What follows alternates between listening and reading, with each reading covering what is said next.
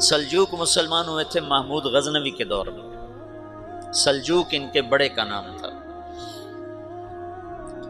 تو ایک دفعہ محمود غزنوی نے سلجوق سے پوچھا اگر مجھے تیری مدد کی ضرورت ہو تو کتنے آدمی پیش کر سکتے ہو؟ تو اس نے ایک تیر دیا، کہا یہ ایک تیر ہے میرا،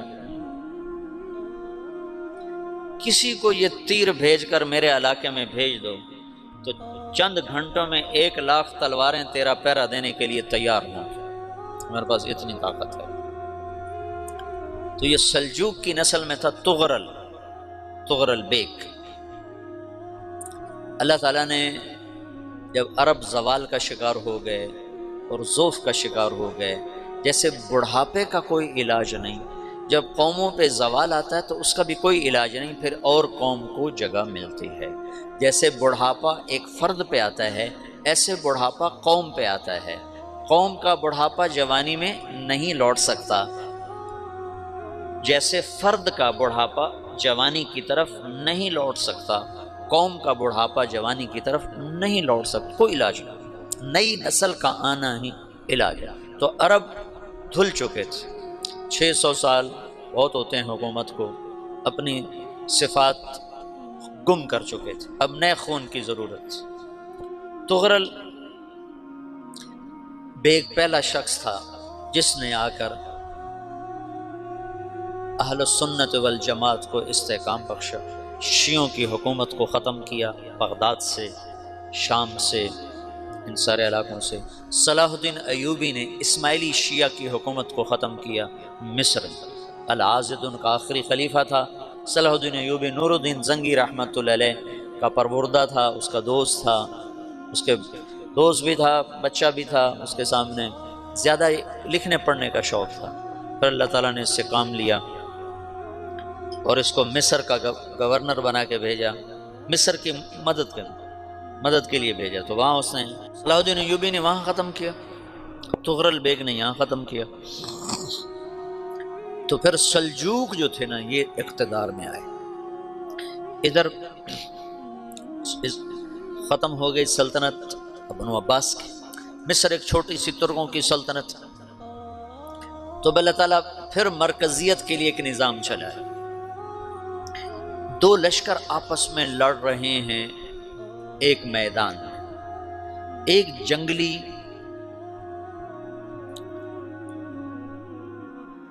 بدوؤں کا قافلہ، جنگل کے لوگ اپنے قبیلے کو لے کر، ایک جنگلی قبیلہ اپنے سردار کے ساتھ نقل مکانی کر رہا ہے ایک جگہ سے دوسری جگہ۔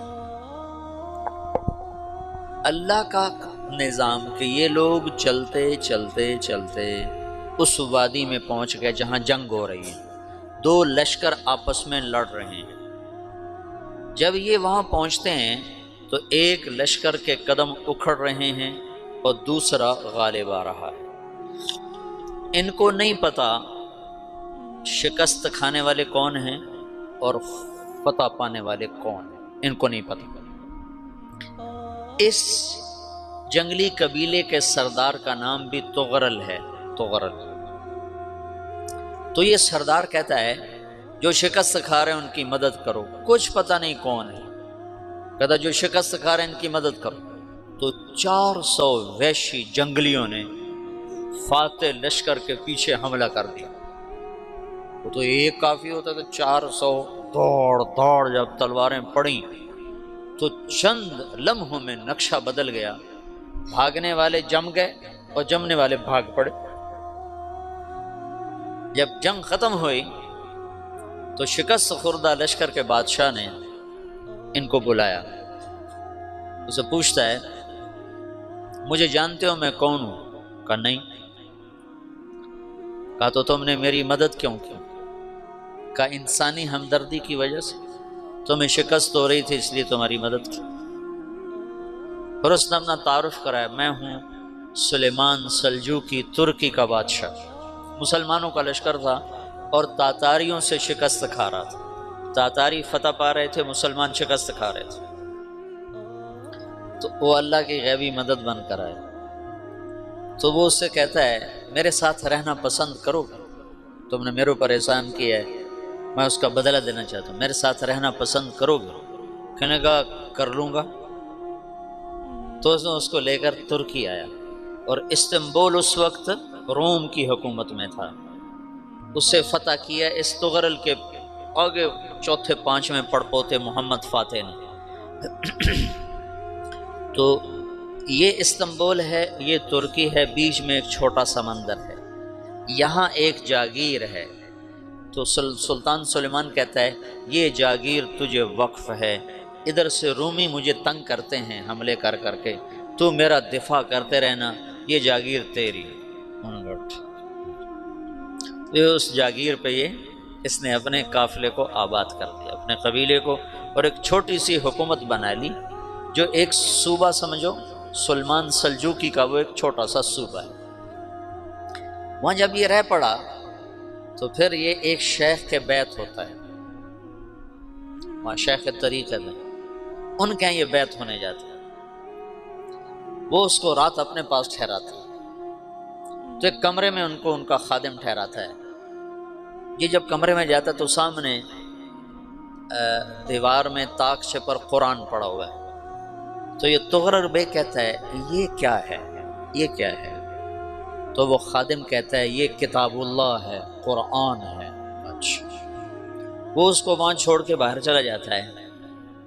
وہ دیہاتی آدمی، جنگل کا رہنے والا، پہلی دفعہ زندگی میں قرآن دیکھا، وہ کہتا ہے یہ قرآن ہے، اللہ کی کتاب ہے، میں اللہ کی کتاب کے سامنے سو جاؤں، کتنی بے ادبی ہے۔ تو اس نے ایسے قرآن اٹھایا اور سر پہ رکھ لیا اور کھڑا ہو گیا، ساری رات قرآن سر پہ رکھ کے کھڑا رہا۔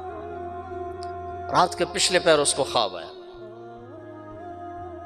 کھڑے کھڑے اس نے دیکھا کہ اس کی پشت سے ایک چاند نکلا اور شیخ کی بیٹی کے سینے میں جا کے اتر گیا۔ پھر اس لڑکی کے سینے سے ایک درخت نکلا جو پھیلتے پھیلتے پھیلتے 3 بر اعظم پہ چھا گیا، افریقہ پر، یورپ پر، ایشیا پر۔ پھر اس کی آنکھ کھل گئی، وہ کھڑا ہوا ہے، تو اس نے صبح یہ خواب اپنے شیخ کو سنایا، تو انہوں نے اپنی بیٹی اس کے نکاح میں دی تھی۔ اس بیٹی سے ایک بچہ پیدا ہوا، تغرل بیگ نے اس کا نام رکھا عثمان، عثمانی ترک نام سنا ہوا، جو میں نے کل بتایا تھا کہ 1924 میں وہ خلافت ختم ہوئی۔ تو ایک بیٹا پیدا ہوا عثمان۔ عثمان نے پھر ایک نئی اسلامی حکومت کی بنیاد رکھی جو 1924 تک چلتی رہی، کوئی 800 سال یہ حکومت چلی۔ تو حکومت کا شرازہ بکھرا، لیکن پھر جڑ جاتا تھا، اور وہ قرن اول والا جوڑ کبھی نہ پیدا ہوا، ٹکڑے بن گئے۔ ان ٹکڑوں میں اللہ لوگ پیدا کرتا رہا جو دعوت دیتے رہے، دعوت زندہ رہی، جو تربیت کا نظام